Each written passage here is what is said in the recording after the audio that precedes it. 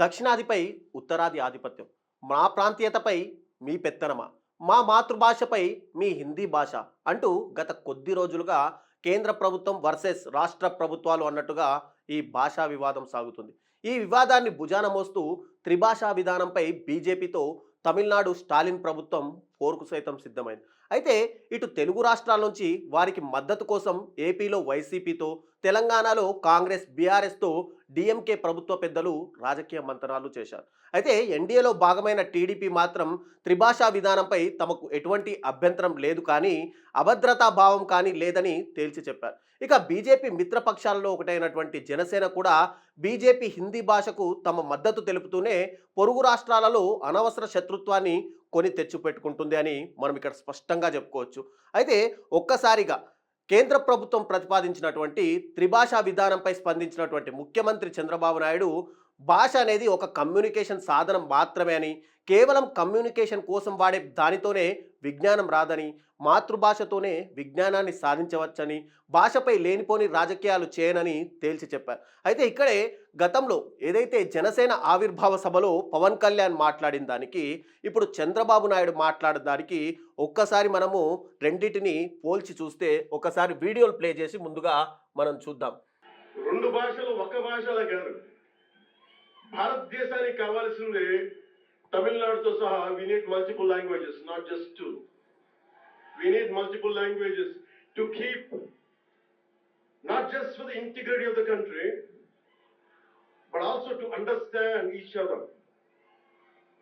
to share love with each other. అందుకనే బహుభాషే భారతదేశానికి మంచిది. ఎస్, ఇది టోటల్గా పవన్ కళ్యాణ్ జనసేన ఆవిర్భావ సభలో మాట్లాడినటువంటి వీడియో. ఇప్పుడు టోటల్గా ఆయన ఆవేశపూరితంగా అక్కడ ప్రసంగాల్లో మాట్లాడితే, ఇప్పుడు చంద్రబాబు నాయుడు మాట్లాడిన వీడియో ఒక్కసారి మనం ప్లే చేద్దాం. ఇంగ్లీష్ తోనే నాలెడ్జ్ వస్తుందని మాట్లాడే పరిస్థితికి వచ్చారు. ఇదే హౌస్ లో నేను చూసా. లాంగ్వేజ్ అనేది కమ్యూనికేషన్ మాత్రమే. లాంగ్వేజ్ తో నాలెడ్జ్ రాదు. నాలెడ్జ్ వచ్చేది మాతృభాషలో చదువుకున్న వాళ్ళే. ఈ రోజు ప్రపంచం మొత్తం ఎక్కడ రాణించినా మాతృభాషలో చదువుకున్న వాళ్ళే రాణించారు. చాలా ఈజీ టు లెర్న్. అలాంటిది ఈ రోజు ఈ ప్రభుత్వం కూడా నేను చాలా స్పష్టంగా మీ అందరికి చెప్తున్నా. లాంగ్వేజ్ అనేది ద్వేషించడానికి కాదు. ఈరోజు మనం ఇక్కడ మాతృభాష తెలుగు, హిందీ జాతీయ భాష, ఇంటర్నేషనల్ లాంగ్వేజ్ ఇంగ్లీష్. లైవ్లీహుడ్కి ఎన్ని లాంగ్వేజెస్ కావాలని నేర్చుకుంటాం. మాతృభాషను మరిచిపోం. లేనిపోని రాజకీయాలు చేయడం కాకుండా ఈరోజు మనందరం ఆలోచించుకొని భాష అనేది ఒక కమ్యూనికేషన్కు ఉపయోగపడేది కాబట్టి ఎన్ని భాషలు నేర్చుకోగలిగితే అంత మంచిది. ఆ విషయం కూడా ఎస్, ఇది చంద్రబాబు నాయుడు మాట్లాడినటువంటి మాట. అయితే బతుకు తెరువు కోసం ఎన్ని భాషలైనా నేర్చుకోవచ్చు, కానీ మాతృభాషని విస్మరించకూడదు. ఇప్పటికే 3 ప్రాంతాల మధ్య వైసీపీ ఆడినటువంటి 3 ముక్కలాటతో రాష్ట్రం విధ్వంసమైందని, ఇప్పుడు మరో వివాదంతో రాష్ట్ర అభివృద్ధిని మరుగున పడనీయనని, ఏపీని అభివృద్ధి దిశగా పరుగులు పెట్టించడమే తన ధ్యేయం అని చెప్పి చంద్రబాబు నాయుడు ఖరాఖండిగా చెప్పేశారు. అయితే ఇక్కడ జనసేన 14వ తారీఖున 12వ ఆవిర్భావ దినోత్సవం వేదికగా బీజేపీ త్రిభాషా విధానంపై మాట్లాడిన జనసేన అధినేత పవన్ కళ్యాణ్ ప్రత్యర్థుల నోటికి ఆహారమయ్యారు. కోరుండి మొట్టికాయలు తిన్నట్టుగా అసందర్భ వ్యాఖ్యలతో అనవసర వివాదాలలో చిక్కుకున్నారు. హిందీ భాష విధానంపై తన వైఖరిని ఆవిష్కరించిన పవన్ ఇటు వైసీపీ కంటికి అటు డిఎంకే నోటికి కూడా పూర్తిగా చిక్కారు. దీంతో గతంలో హిందీ భాషా విధానంపై తాను వ్యాఖ్యానించిన ప్రసంగాన్ని ఇప్పుడు సోషల్ మీడియాలో పవన్కు ప్రదర్శించి అటు వైసీపీ గట్టి షాక్ ఇచ్చింది.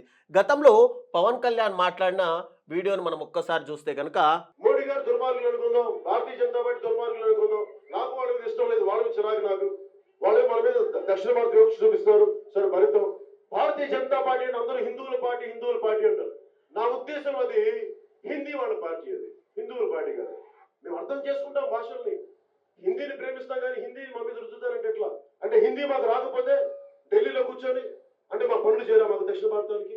ఇది పవన్ కళ్యాణ్ గతంలో మాట్లాడిన మాటలు. అంటే రెండు సందర్భాలలోనూ పవన్ రెండు భిన్నమైన అభిప్రాయాలను వ్యక్తపరచడంతో ఆయనకు ఆవేశమే తప్ప ఆలోచన ఉండదు అనే వాదనను ప్రత్యర్థి పార్టీల నేతలు మరోసారి తెర మీదకైతే తెచ్చారు. అయితే త్రిభాషా విధానంపై పవన్ కూడా ఇక్కడ క్లుప్తంగా రెండు మాటలు మాట్లాడుంటే ఒక్కసారి మనం చూస్తే గనుక పవన్ కూడా రెండు ముక్కలతో ముగించి ఉంటే గనక ఇప్పుడు ఈ విమర్శలు ఎదురవ్వకపోవచ్చు. కానీ బీజేపీ నినాదాలను జనసేన గ్లాస్లో పోసి తాగించాలనుకోవడం ఫలితంగానే ఇప్పుడు పవన్ కళ్యాణ్ పైన ఈ విమర్శల దాడి కొనసాగుతుంది. అంటే గోటితో పోయేదాన్ని గొడ్డలి దాకా తెచ్చినట్టు కేవలం మద్దతు తెలిపితే సరిపోయేదానికి ఎక్కడెక్కడికో వెళ్ళి ఇప్పుడు సంజాయిషి ఇచ్చుకునే పరిస్థితిని అటు పవన్ కళ్యాణ్ అయితే తెచ్చుకున్నారు.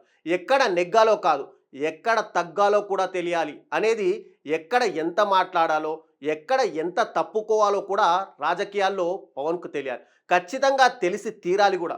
లేకుంటే ఇలా అనవసరమైన వివాదాలతో చిక్కుకొని తనకున్నటువంటి క్రెడిబిలిటీ కానీ తన పార్టీకి ఉన్నటువంటి నిబద్ధతను కూడా పూర్తిగా కోల్పోయే ప్రమాదం ఉంది. మొన్న జరిగిన ఒక్క ఆవిర్భావ సభ ద్వారానే ఇటు హిందీ భాష పట్ల, అటు గోద్రా అల్లర్ల విషయంలోనూ, ఇటు టీడీపీని మేమే నిలబెట్టామనే ప్రకటన వలన పవన్ అందరికీ ఈజీ టార్గెట్ అయ్యారు. దీంతో అనుభవానికి ఆవేశానికి మధ్య ఉండే చిన్నపాటి గీత ఇదే అంటూ కూడా బాబు ప్రకటనను, ప్రసంగాన్ని ఇక్కడ మనం జత చేసి మరీ చూపించాల్సి వచ్చింది. కాబట్టి అనుభవానికి, ఆలోచనకు, ఆవేశానికి ఇదే తేడా.